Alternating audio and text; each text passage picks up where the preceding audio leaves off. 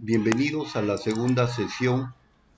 Vamos a tratar en esta de las inafectaciones y exoneraciones, así como de los requisitos para la deducibilidad del gasto a efecto de la determinación del impuesto a la renta, y desarrollaremos también un par de casos relacionados con la deducción del gasto cuando estos inciden conjuntamente en rentas gravadas y no gravadas.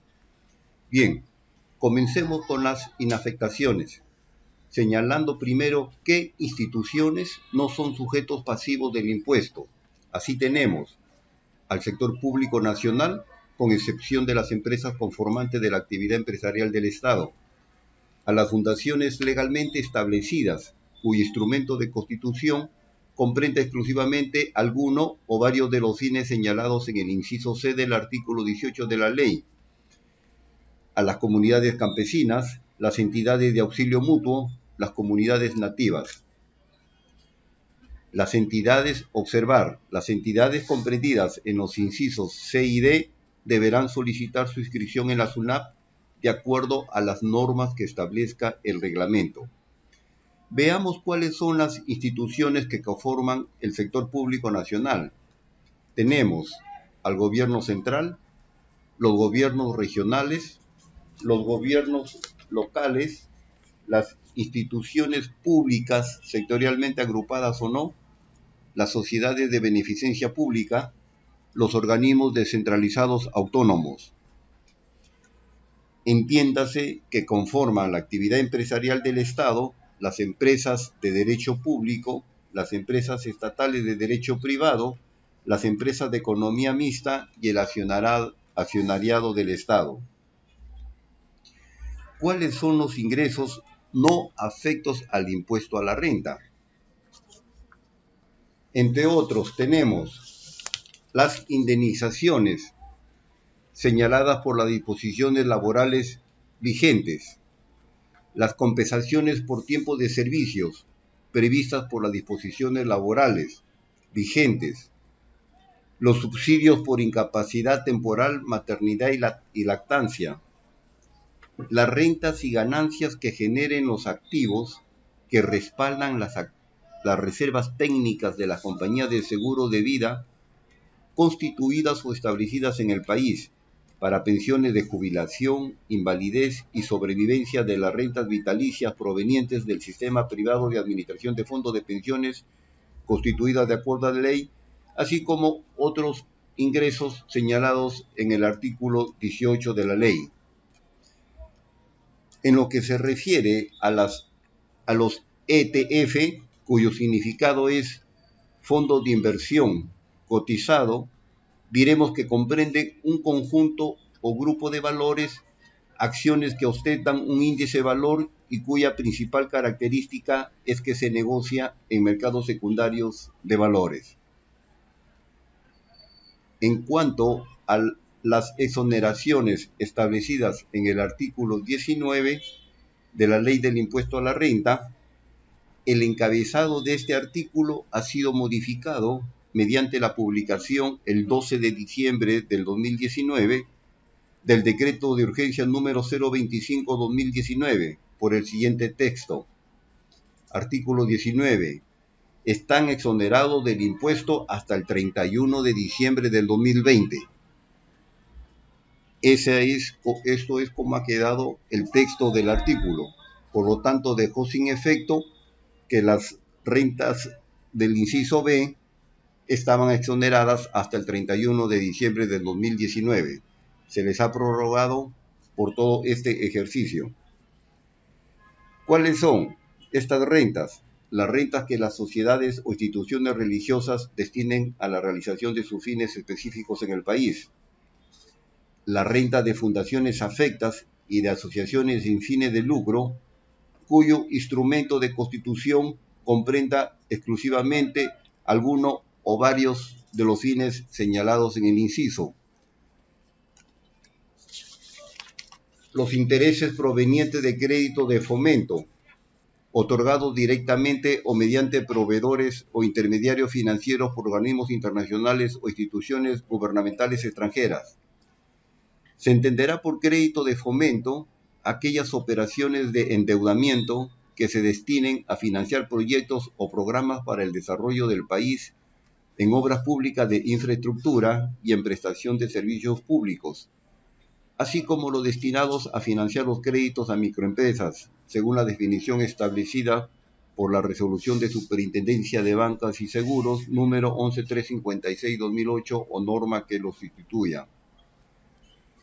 También son rentas exoneradas cualquier tipo de interés de tasa fijo o variable en moneda nacional o extranjera que se pague con ocasión de un depósito o imposición conforme con la Ley General del Sistema Financiero y del Sistema de Seguros y Orgánica de la Superintendencia de Banco y Seguros, Ley número 26702, así como los incrementos de capital de dichos depósitos e imposiciones en moneda nacional o extranjera, excepto cuando dichos ingresos constituyan renta de tercera categoría.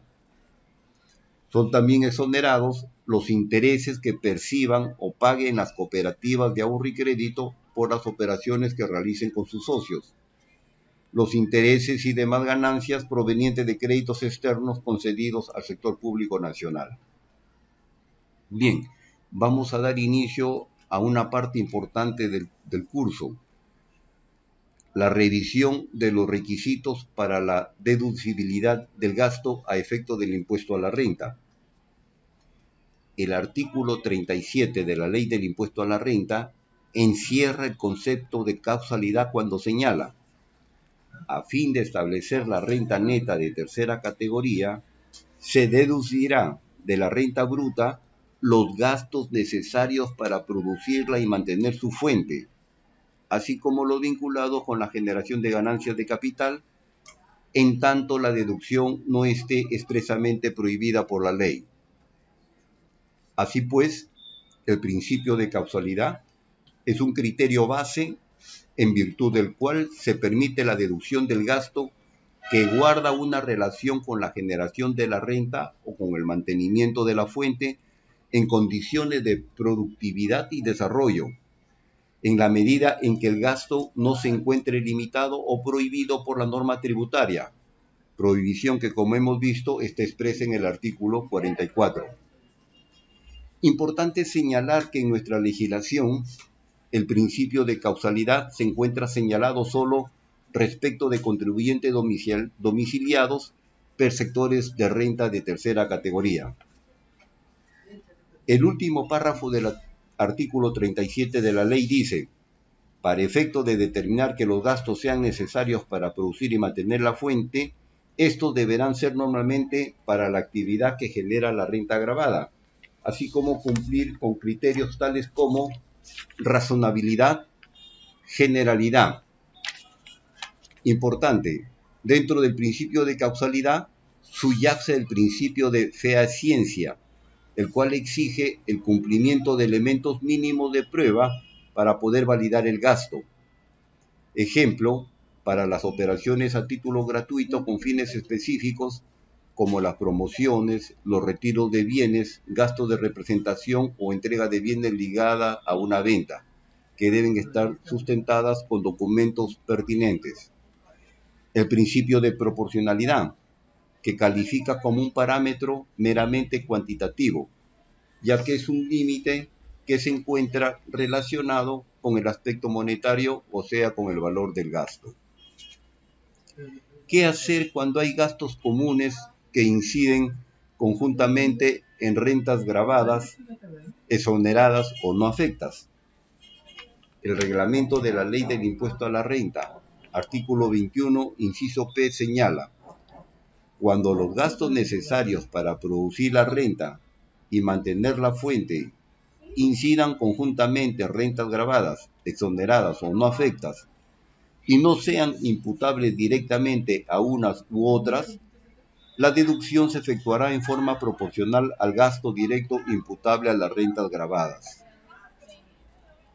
En los casos en que no se pudiera establecer la proporcionalidad indicada, se considerará como gasto inherente a la renta gravada el importe que resulte de aplicar al total de los gastos comunes el porcentaje que se obtenga de dividir la renta bruta gravada entre el total de rentas brutas gravadas, exoneradas e inafectas. Veamos entonces el procedimiento 1. Deducción en forma proporcional a los gastos directos imputables a la renta gravada. Esta forma de cálculo solo se aplicará cuando el contribuyente cuente con información que le permita identificar los gastos relacionados de manera directa con la generación de rentas gravadas. Observemos. A. Gastos directamente imputables a las rentas exoneradas e inafectas. 103.835. B. Gastos directamente imputables a las rentas gravadas. 925.210. C. Gasto de utilización común para la generación de rentas gravadas, exoneradas y no afectas. 115.487.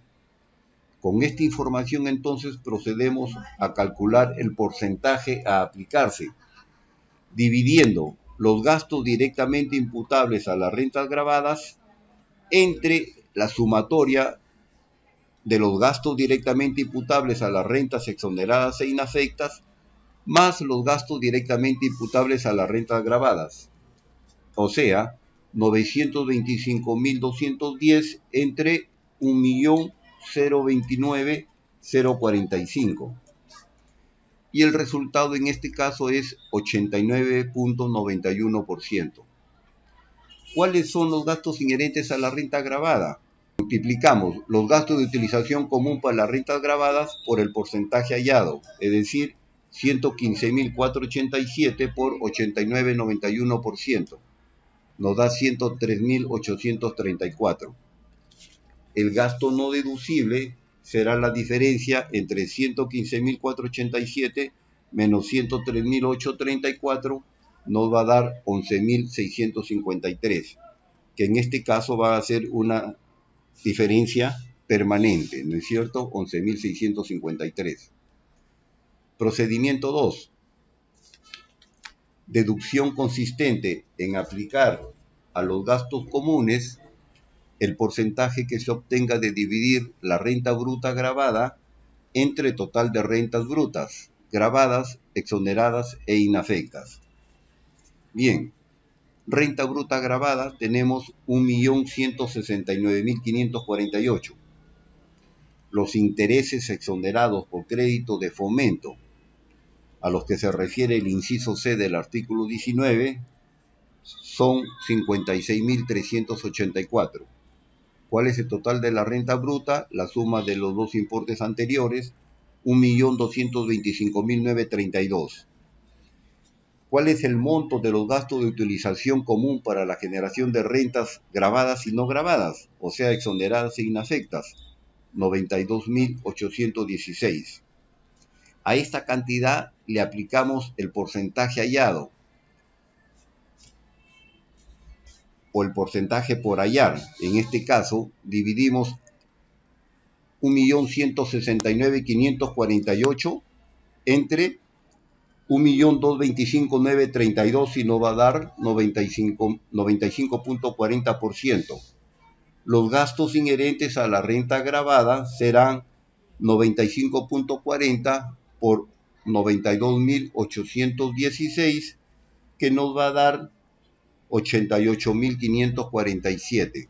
Por lo tanto, el gasto no deducible será de 4.269, es decir, la diferencia de 92.816 menos 88.547. Bien, es todo. Nos quedamos hasta la próxima reunión. Gracias por su atención.